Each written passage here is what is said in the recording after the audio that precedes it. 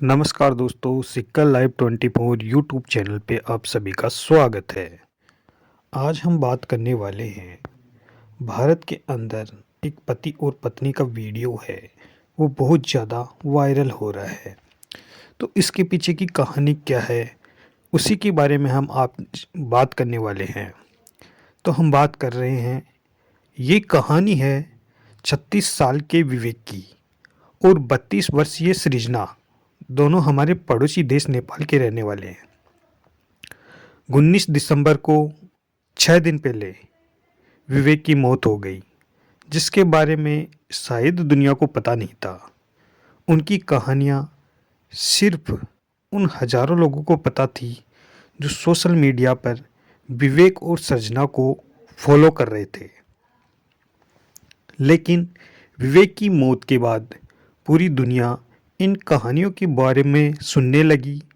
लोग इन दोनों के बारे में बात कर रहे हैं। मुझे नहीं पता आजकल लोग सोशल मीडिया पर क्या पोस्ट करते हैं। वे हर छोटी बड़ी बात, जीवन से जुड़ी हर बात पोस्ट करते हैं। लेकिन ये जोड़ी कमाल की थी, जिन्होंने अपनी ज़िंदगी की हर खुशी सोशल मीडिया पर अपने दोस्तों के साथ शेयर की और ख़ास तौर पर इंस्टाग्राम के ज़रिए शेयर की।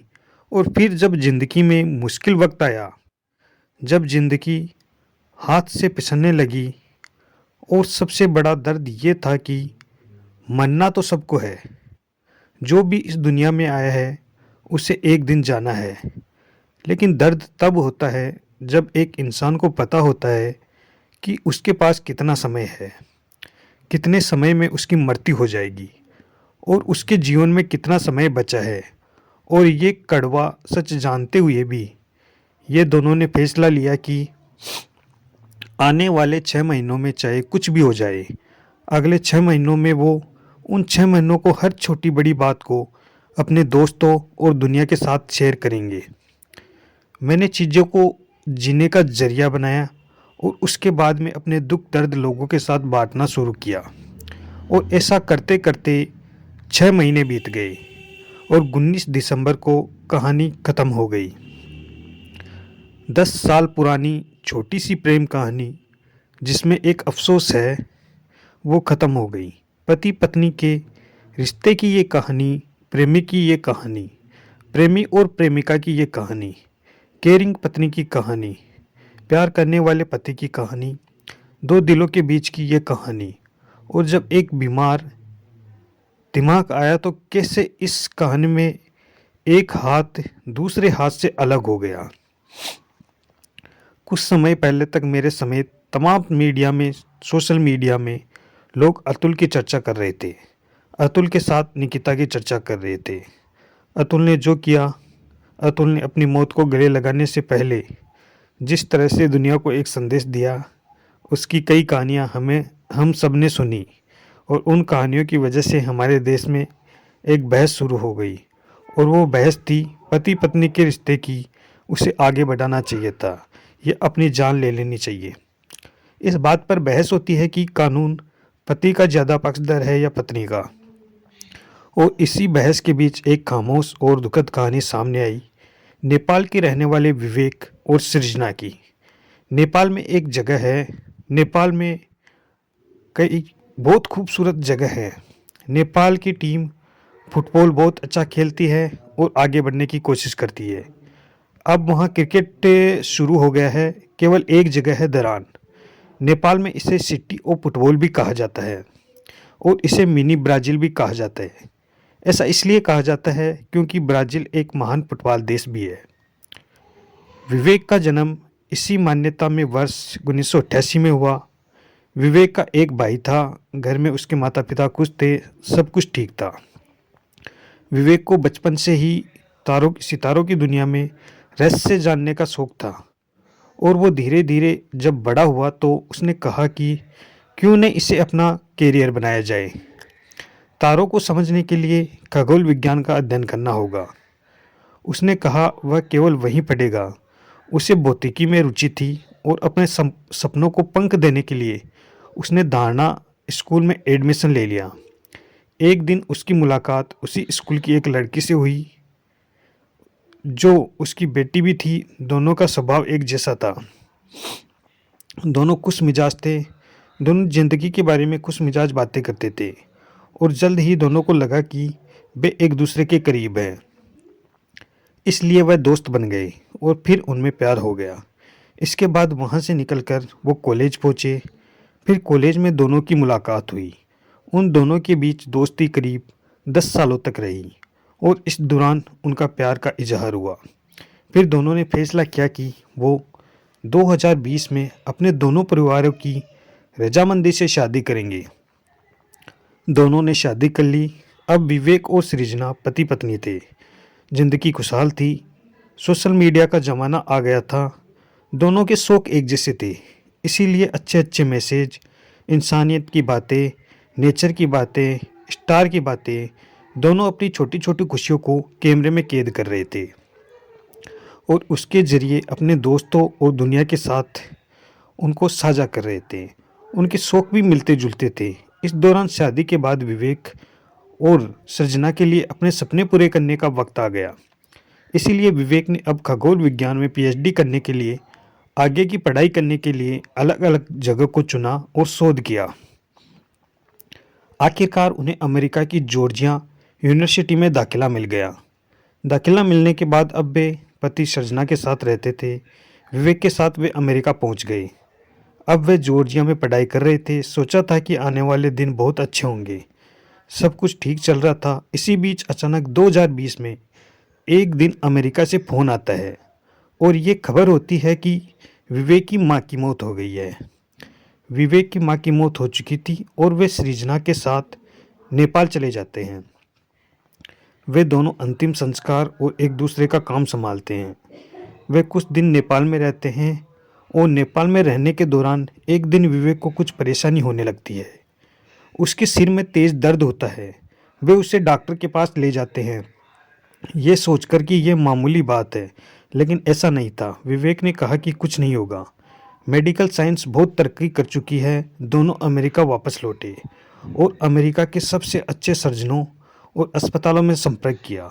इसके बाद इलाज शुरू होता है, लेकिन धीरे धीरे समय बीतने के साथ बीमारी बिगड़ती जाती है। दोनों की सर्जरी हो चुकी है। सृजना लगातार विवेक के साथ उसकी ताकत बनकर खड़ी रहती है। फिर आता है 2024। जून का महीना था। जून के महीने में खबर आती है कि विवेक के छोटे भाई ने नेपाल सड़क दुर्घटना में मौत हो जाती है। वह पहले ही अपनी माँ और भाई की मौत से बिखर चुका था और अब वह खुद मौत को सिर पर लेकर घूम रहा था। विवेक टूट जाता है। उसकी तबीयत और हालत खराब हो जाती है। डॉक्टर उसकी जांच करते हैं और सृजना से कहते हैं कि अब कोई मेडिकल तरक्की, कोई साइंस काम नहीं आएगी। विवेक के पास सिर्फ 6 महीने बचे हैं। उसे उम्मीद थी कि अमेरिका जैसे देशों में उसे इलाज मिलेगा। उसे लगा कि उसके प्यार में इतनी ताकत है कि वे विवेक को मौत के मुंह से खींचकर ले आएगी और डॉक्टर की बात मनवा देगी। इसके बावजूद मेरा दिल नहीं टूटता। पिछले 1.5 साल से जब से मुझे इस बारे में पता चला, वो लगातार विवेक का साथ दे रही थी, उसे ताकत देती थी, खुद उसे अस्पताल ले जाती, हर खास मौके पर जो डॉक्टर कहते थे वो करती थी, चाहे वो सालगिरह हो या विवेक का जन्मदिन। अभी पिछले अगस्त में उसका जन्मदिन था, उसका 36वां जन्मदिन। उसने वो जन्मदिन मनाया, उसे कैमरे में कैद किया और तस्वीरें सोशल मीडिया पर डाली। वो अपनी बीमारी के बारे में और डॉक्टर क्या कहते हैं सब कुछ शेयर कर रही थी। विवेक भी यही चाहता था, वो दुनिया के साथ सब कुछ शेयर करना चाहता था, चाहे खुशी हो या गम। डॉक्टर ने पिछले 6 महीने का समय दिया था। अब इन 6 महीनों में जून के बाद अगस्त का महीना आया। दिल में एक उम्मीद जगी, लगा डॉक्टर झूठ बोल रहे हैं, अगले साल भी विवेक का जन्मदिन मनाएंगे। और इसी उमंग और उत्साह के साथ उन्होंने जन्मदिन मनाया। उसकी फ़ोटो भी शेयर की, लेकिन फिर माँ की मौत का सदमा और उसके बाद अचानक मौत, मेरी खुद की बीमारी, मेरी पत्नी को 24 घंटे परेशान देखना, ये सारी बातें विवेक को अंदर से तोड़ रही थी। और वक्त बीतने के साथ साथ इन सब का असर मेरे शरीर पे दिखने लगा। लेकिन विवेक को कभी भी इसका एहसास नहीं हो, इसके लिए सृजना ने वो सब किया जो एक दोस्त और एक गर्लफ्रेंड कर सकती है। अथक परिश्रम और रात रात भरकर जागती, समय समय पर दवाई देती, घर चलाती, उसकी देखभाल करती, अस्पताल ले जाती, अस्पताल से घर आती, फिर भी वो सब सारी चीज़ें और सारी जिम्मेदारियां निभा रही थी। उसके चेहरे पर कोई सिकन नहीं थी। यहाँ तक कि जब विवेक बीमार होता तो इस वजह से उसे अपने बाल कटवाने पड़ते, या फिर बाल नहीं होते तो उसे विवेक को ये यकीन दिलाने के लिए कि तुम बिना बालों के अच्छे लगते हो और मैं भी ऐसे ही रहूँगी, उसने अपने बाल छोटे कटवा लिए। सिर्फ विवेक के चेहरे पर मुस्कान लाने के लिए। उसके लिए ये छोटी सी बात थी, पर जब उसे लगा कि बात बहुत बड़ी है, ये सब चलता रहा। उसने अपने प्यार को बचाने के लिए अपनी पूरी दुनिया कुर्बान कर दी। वक्त बड़ा क्रूर था, वक्त के आगे कुछ नहीं टिकता। 19 दिसंबर वो तारीख थी जब उसकी तबीयत लगातार बिगड़ती जा रही थी। ऐसा लग रहा था कि शायद वो जाग जाएगा। 19 दिसंबर को ऐसा हर दिन होता है, ऐसा नहीं हुआ। और उस दिन बाद सर्जना का सारा झगड़ा खत्म हो गया। लेकिन दोनों पति पत्नी और दोनों प्रेमियों ने वादा किया कि उन्होंने कहा था कि वो हर एक सुख दुख बांटेंगे। लेकिन तब भी एक दो लोग थे जो ये सारी बातें कैमरे में कैद कर रहे थे। वो आखिरी पल, अस्पताल में सजना का बेहोश होना, उसका चीखना चिल्लाना और शव से लिपट कर ज़ोर ज़ोर से रोना, उसकी चीज़ों को छूना, उसका तकिया, उसका बिस्तर और उसकी सारी चीज़ें पकड़े गए। जो भी उस दिन जॉर्जिया में वहाँ आसपास थे, उनके भी दिल टूट गए। लेकिन मौत को कौन टाल सकता है। अब इसके बाद बारी थी 10 साल पुराने प्यार के अंतिम संस्कार की। रिश्ता था 4 साल का शादीशुदा जीवन और 2 साल लंबा जिंदगी और मौत का रिश्ता। आखिरी 6 महीने जो डॉक्टर ने दिए थे रिश्ते के, वो आखिरी 6 महीने सब कुछ खत्म होने वाला था, सब कुछ टूटने वाला था। लेकिन इस बीच एक और परेशानी थी। परेशानी ये थी कि सर्जना ने अपना सब कुछ और अपनी सारी जमा पूंजी विवेक के इलाज में खर्च कर दी थी। कुछ दोस्त और हमदर्द उनकी मदद कर रहे थे, लेकिन स्थिति अब ऐसी थी कि उसके अंतिम अधिकार या शोक सभा के लिए भी पैसे नहीं थे। अमेरिका जैसे देश में बहुत खर्चीली चीज़ें हैं, मतलब वहाँ मौत भी महंगी है। चाहे अंतिम संस्कार के पैसे देने या ना देने पड़े, अगर अंतिम संस्कार शमशान घाट या कब्रिस्तान में करना पड़ता हो तो वह खर्चीला है।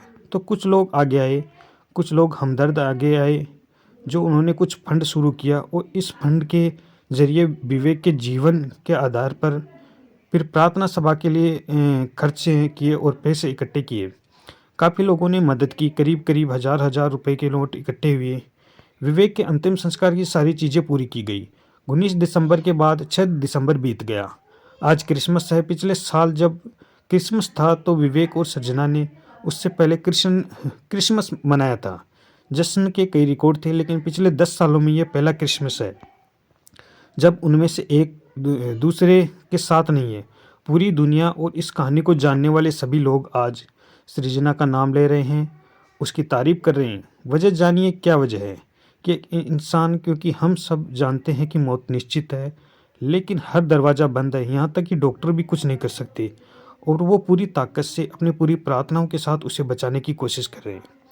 और उसके चेहरे पर मुस्कान लाने के लिए, उसे नई नई उम्मीद, नया नया साहस देने में वह लगातार साथ खड़ी रही। अतुल और उसकी पत्नी के बारे में बात कर रहे हैं, लेकिन पति पत्नी के रिश्ते को लेकर जो बातें सामने आ रही थी, ये कहानी समाज को जवाब है कि ऐसे भी आजकल कलयुग में हो रहा है। बाकी आप सभी का जीवन अच्छा रहे, हम यही आशा करते हैं। तो ये थी सृजना की कहानी, जो अपने पति को बचाने के लिए मौत के मुंह के दरवाजे तक गई और लगातार उसकी हर चीज़, हर विश उसने पूरी की। लास्ट टाइम तक दोनों साथ रहे। तो ये थी विवेक और सृजना की कहानी। आई होप आपको कहानी अच्छी लगी होगी। अगर कहानी अच्छी लगी है तो नीचे कमेंट सेक्शन में कमेंट कीजिए, और चैनल को सब्सक्राइब नहीं किया है तो चैनल को सब्सक्राइब कीजिए। धन्यवाद।